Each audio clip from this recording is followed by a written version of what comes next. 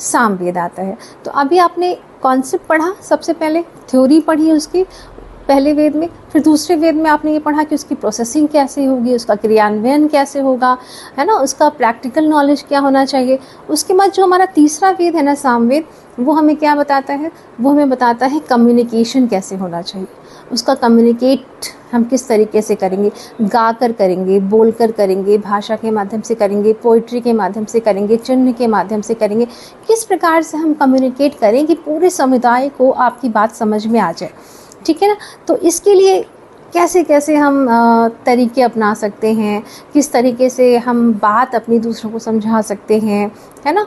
और एक तो बहुत ही सुंदर बात हम सभी जानते हैं कि म्यूज़िक क्या है, म्यूज़िक एक बैलेंस है, एक माइंडसेट बेहतर करने का एक तरीका है, आपके जीवन को बहुत ही शुद्ध करने का तरीका है, ये भी हमें यहाँ पर मिलता है।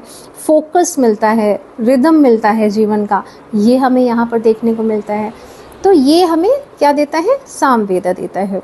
उसके बाद जब हम चौथे में आते हैं, तो चौथा वेद हमारा कौन सा है, अथर्ववेद।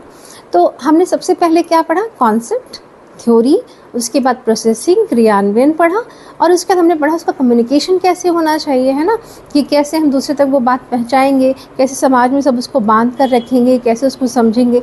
और उसके बाद चौथे में हम आते हैं क्या, जिसको आप वर्तमान में क्या कह सकते हैं, अप्लाइड साइंसेस कह सकते हैं, है ना। अप्लाई कैसे करेंगे उसको, उसका इम्प्लीमेंटेशन कैसे होना चाहिए, है ना। ये तरीका हमें कहाँ सिखाया गया है, अथर्ववेदा में सिखाया गया है।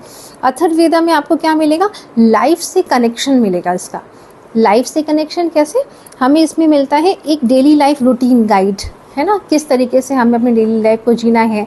अब इस डेली लाइफ में अनेक तरीके की प्रॉब्लम आती हैं, तो उन प्रॉब्लम सॉल्विंग के मेथड्स मिलेंगे आपको यहाँ पर। एक आपको मिलेगा मेडिसिन प्लस नेचर, इसका एक बेहतर तालमेल भी आपको यहाँ पर देखने को मिलेगा। किस तरीके से हम अपने जीवन को बेहतर बना सकते हैं, रोगों से मुक्त रख सकते हैं, जड़ी बूटियों के बारे में जानकारी मिलती है, स्ट्रेस मैनेजमेंट के बारे में जानकारी मिलती है, फियर मैनेजमेंट के बारे में जानकारी मिलती है। ये सब क्या है, हमारी सोसाइटी के एक पार्ट है, ये हमारे जीवन के मूलभूत अंग हैं, इनसे हम जुड़े हुए हैं। तो इनसे भी हमारी जानकारियाँ क्लियर होती हैं और हम अपने जीवन को बहुत बेहतर तरीके से जी सकते हैं। तो मैंने ये बताने का प्रयास किया आपको कि जो वेद हैं वो हमारे लिए कितने महत्वपूर्ण ग्रंथ हैं।